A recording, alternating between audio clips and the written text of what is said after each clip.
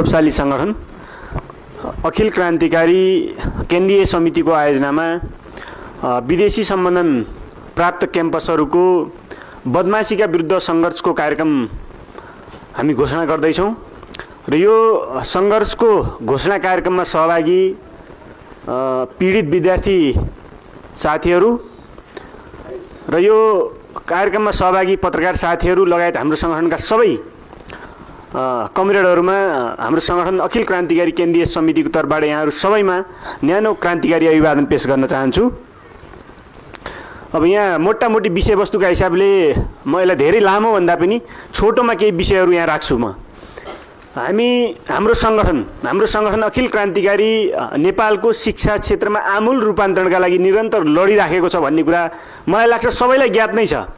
हामीलाई नेपालका मिडियाहरूले कति स्थान दिन्छन् दिँदैनन् त्यो फरक कुरा हो, तर नेपालको एकमात्र यस्तो विद्यार्थी सङ्गठन हो जसले चाहिँ निरन्तर रूपमा चाहिँ यो देशका चाहिँ हरेक नेपालका चाहिँ मजदुर किसानका छोराछोरीहरू र हामीले भनेको कुरा के हो भने सबै नेपाली जनताका छोराछोरीहरू निःशुल्क शिक्षा चाहिँ पढ्न पाउनुपर्छ है। निःशुल्क र समान शिक्षा पाउनुपर्छ, वैज्ञानिक शिक्षा, गुणस्तरीय शिक्षा पढ्न पाउनुपर्छ भनेर हामी निरन्तर सङ्घर्षमा छौँ, आन्दोलनमा छौँ। त्यति मात्र होइन, हाम्रा साथीहरू, हाम्रा कमरेडहरू अहिले पनि हामी लडिराखेका छौँ, दुःख गरिराखेका छौँ। जेल, हिरासत सबैतिर हामी चाहिँ हाम्रो ती सबै मोर्चाहरू हाम्रो सङ्गठनले सम्हालिराखेको छ। त्यो सङ्गठन अखिल क्रान्तिकारी हो। त्यो भनेको नेपाल कम्युनिस्ट पार्टी बहुमतको भातृ सङ्गठन हो जो अहिले चाहिँ भ्रष्टाचारका विरुद्धमा निरन्तर चाहिँ तपाईँको सङ्घर्ष गरिराखेको हो। त्यति मात्र होइन, हामीले भ्रष्टाचारीहरूलाई समाएर चाहिँ इभन अदालतमा समेत तपाईँको न्यायाधीशहरूलाई, भ्रष्ट न्यायाधीशहरूलाई पनि हामीले कालो मुसो हाम्रो पार्टीले लगाएको कुरा मलाई लाग्छ सबैलाई जानकारी छ। मैले यो किन जानकारी गराउन खोजेको भने हाम्रो सङ्गठन अरू सङ्गठनसँग तुलना गर्न मिल्ने खालको सङ्गठन होइन। हामीले के कति सकिराखेका छौँ, हाम्रो सङ्घर्ष के कसरी अगाडि बढिराखेको छ त्यो छुट्टै छ। त्यसो भएकोले त्यो सङ्गठन भएको नाताले हामी विदेशी सम्बन्धन प्राप्त क्याम्पसहरूको बदमाशीको विरुद्धमा सङ्घर्षको कार्यक्रम त आज हामी घोषणा गर्दैछौँ र हामीले आज पहिलो चरणको सङ्घर्षका कार्यक्रम हाम्रो सफ्ट कार्यक्रम छौँ। एकदम सफ्ट तरिकाले, एकदम शान्तिपूर्ण तरिकाले हामीले एक चरणको हामीले पहिलो चरणको कार्यक्रम घोषणा गर्दैछौँ र यो विदेशी के अरे सम्बन्धन प्राप्त क्याम्पसहरूको बदमाशीको विरुद्धमा विगतमा पनि हामी नबोलेको होइन, विगतमा पनि हामीले सङ्घर्ष नगरेको होइन। तर अब पछिल्लो समय हाम्रो सङ्गठन लागेको विषय के हो भने विदेशी सम्बन्धन प्राप्त क्याम्पसहरूको बदमाशीसँगै राज्य पनि मिलेको हुँदाखेरि, राज्य आफै संलग्न भएको हुँदाखेरि अब एउटा निर्णायक सङ्घर्षको आवश्यकता परेको छ र त्यो निर्णायक सङ्घर्षको सुरुवात चाहिँ हामीले आज गर्दैछौँ र घोषणा गर्दैछौँ जस्तो लागेको छ। र यो सन्दर्भमा यहाँ हाम्रा पीडित विद्यार्थीहरूले पनि थुप्रै विषयहरू राखेका छन् र हाम्रो वक्तव्यमा पनि हामीले स्पष्ट रूपमा चाहिँ हामीले उल्लेख गरेका छौँ। विदेशी सम्बन्ध प्राप्त क्याम्पसहरू कुन आधारमा चाहिँ नेपालमा सञ्चालित भइराखेका छन्, यसको कानुनी आधारहरू के हो, यसको वैधानिकताको आधारहरू के हो, यो सबै विषयहरू तपाईँ हामीले यहाँ उठाइराखेका छौँ। त्यो मात्र होइन, जसरी यिनीहरू यहाँ चलिराखेका छन्, जसरी विदेशी सम्बन्धन प्राप्त क्याम्पसहरू चलिराखेका छन् र जसरी यिनीहरूले दादागिरी गरिराखेका छन्, यिनले जसरी हेपिराखेका छन्, यसले हामीलाई के अनुभूति भएको छ भने यी क्याम्पसहरूको दादागिरी, यिनीहरूको बदमासी र यिनीहरूको बदमासी यतिसम्म कि तपाईँ हामीले सुन्यौँ ब्रिटिस क्याम्पसको एउटा घटना, एउटा क्याम्पसलाई यो देशको सरकारले कारबाही गर्न सक्दैन। ल हेर्नुहोस् त, यो कति दयनीय अवस्था हो। एउटा क्याम्पसको सञ्चालकलाई चाहिँ यो देशको मन्त्रीले चाहिँ कारबाही गर्न सक्दैन।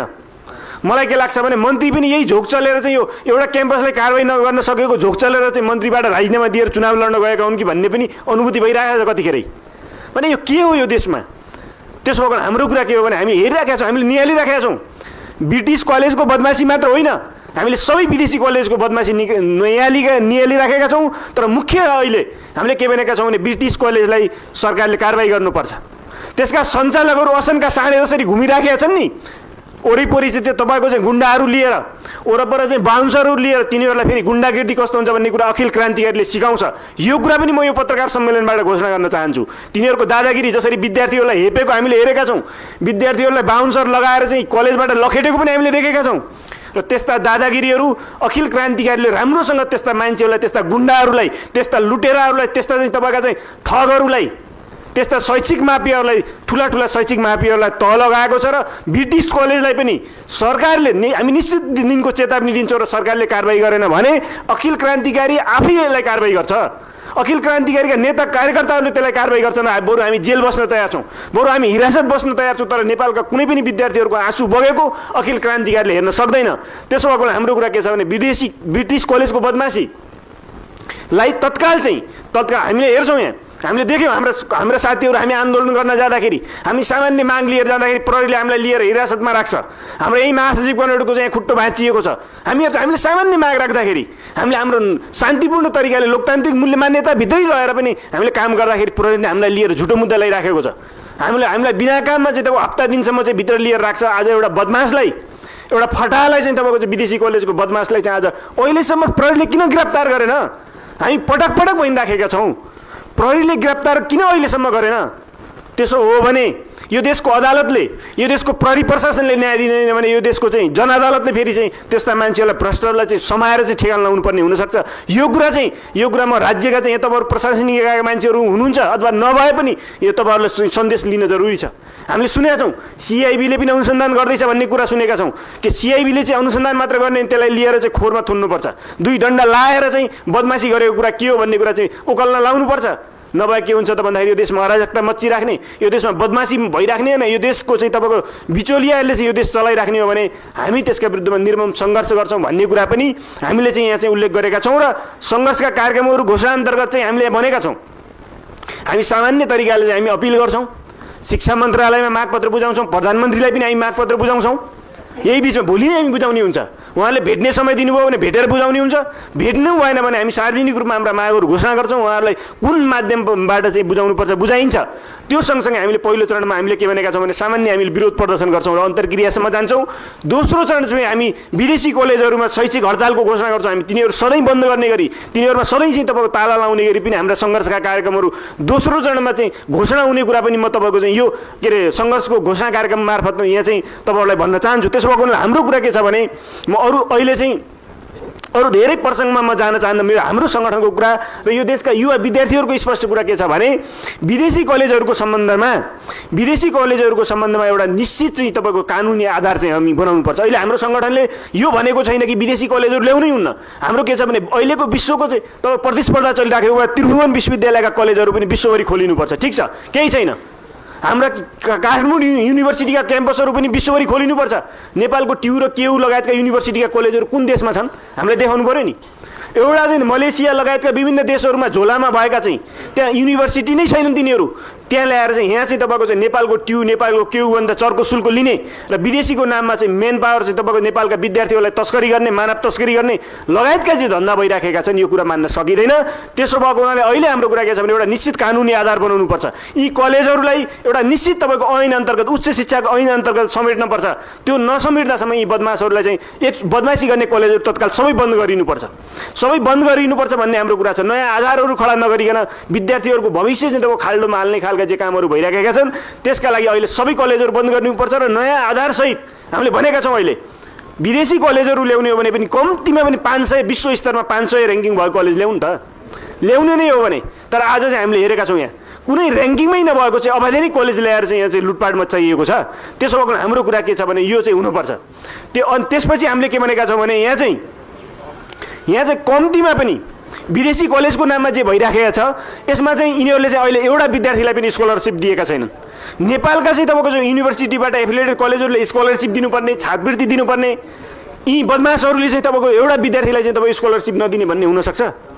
यिनीहरूले शुल्कको कुरा पनि चाहिँ हामीले भनेका छौँ। शुल्कको कुरा एउटा विद्यार्थीबाट 15 लाख रुपियाँ, न्यूनतम 15 लाख रुपियाँ, यसको स्टार्टिङ फेजमै 15 लाखदेखि 20 लाख रुपियाँ असुल्ने, लुटपाट मचाउने जे काम भइराखेको छ यो विषयमा पनि हामीले के भनेको छौँ, यिनीहरूको शुल्कको विषय पनि हामीले उल्लेख गरेका छौँ। र लगायतका जे मापदण्डहरू छन् ती मापदण्डहरू पुरा नगर्ने कलेजहरू सबै बन्द गरिनुपर्छ र नयाँ आधारबाट चाहिँ तपाईँको विश्व स्तरको शिक्षा नै ल्याउने हो भने पनि नयाँ आधार खडा गरेर ल्याउनुपर्छ भन्ने ढङ्गबाट हामीले हाम्रा यहाँ विषयहरू वक्तव्यमा उल्लेख गरेका छौँ। अरू मागहरूको सन्दर्भमा हामीले यहाँ वक्तव्यको भूमिकामा छ र त्यो सँगसँगै भोलि हामीले बुझाउने मागपत्र हामीले शिक्षा मन्त्रालयमा पनि बुझाउने हुन्छ र बोधार्थ रूपमा प्रधानमन्त्री कार्यालय अहिले मलाई लाग्छ प्रधानमन्त्रीले नै शिक्षा मन्त्रीको भूमिका निर्वाह गर्नुभएको छ।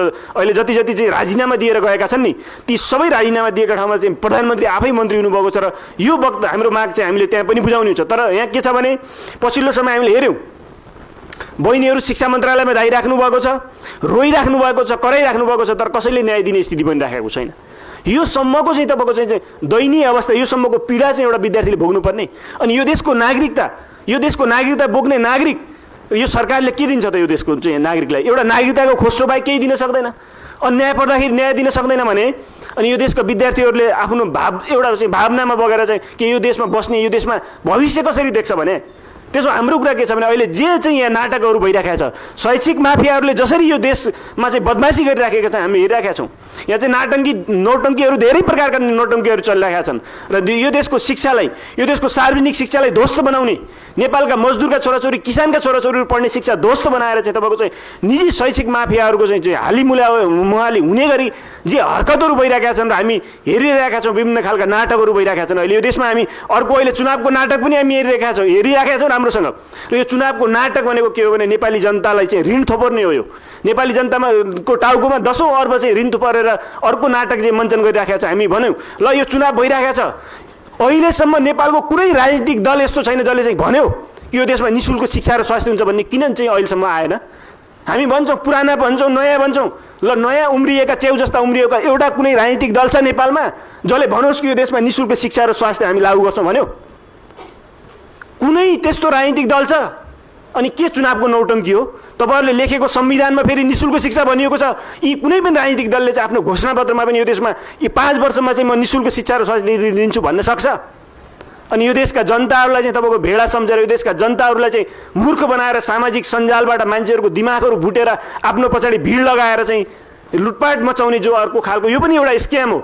जनताको दिमागलाई चाहिँ तपाईँको चाहिँ ह्याक गरेर जनताको दिमागलाई चाहिँ तपाईँको डाइभर्ट गरेर अर्को यो चुनावको चाहिँ स्क्याम भइरहेको छ। यसले पनि यो देशलाई निकास दिँदैन, किनकि यो प्रसङ्ग यहाँ मैले भन्न खोजेको के हो भने यहाँ जोडिएको छ विषय। त्यसो भएको हाम्रो कुरा के छ भने कि यो देशमा शिक्षा र स्वास्थ्य निःशुल्क नहुँदासम्म यो देशका चाहिँ शैक्षिक माफियाहरूको बदमासीहरू जेसो सबै कुरा चाहिँ शिक्षा क्षेत्रमा भएको चाहिँ बदमासीहरूको चाहिँ निर्मूल नहुँदासम्म र शिक्षा क्षेत्रको आमूल रूपान्तरण नहुँदासम्म अखिल क्रान्तिकारी निरन्तर लडिराखेको छ, लडिआएको छ। अहिले पनि हामी सबै कम्रेडहरूको टाउकोमा धेरै प्रकारका मुद्दाहरू छन्। हामी कुनै पनि हालतमा विचलित हुन तयार छैनौँ।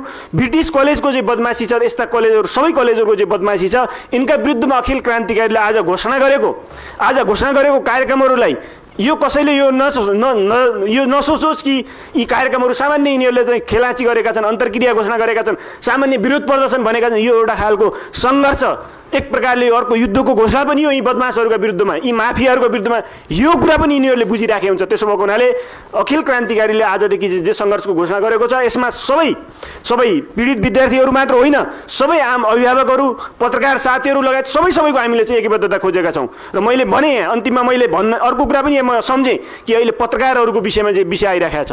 हामीले हेऱ्यौँ ब्रिटिस कलेजको फन्डा आइराख्दाखेरि, ब्रिटिस कलेजको बदमासीको तपाईँको चाहिँ घटनाहरू हुँदाखेरि कुनै एउटा राष्ट्रिय मिडियाले मलाई लाग्छ न्युज बनाएको देखिएन।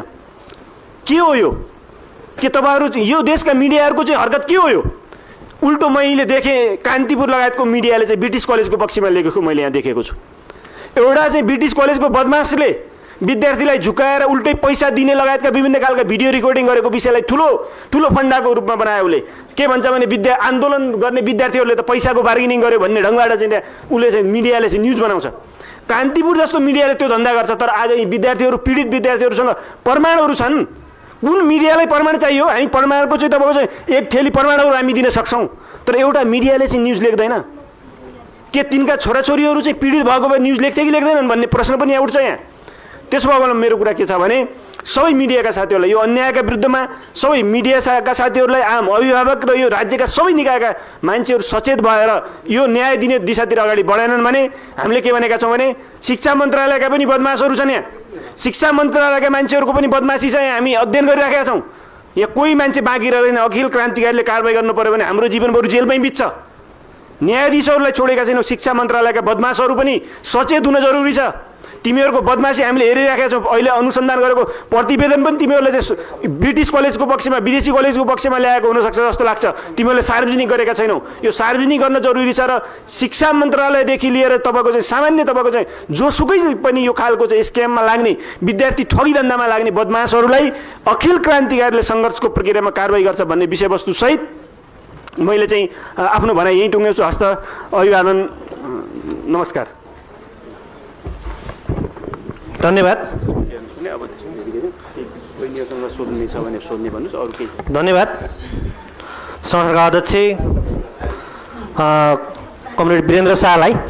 उहाँले महत्त्वपूर्ण विषयहरू वस्तुहरू राखेर गइसक्नु भएको छ आगामी सङ्घर्षको कार्यक्रमको विषयमा।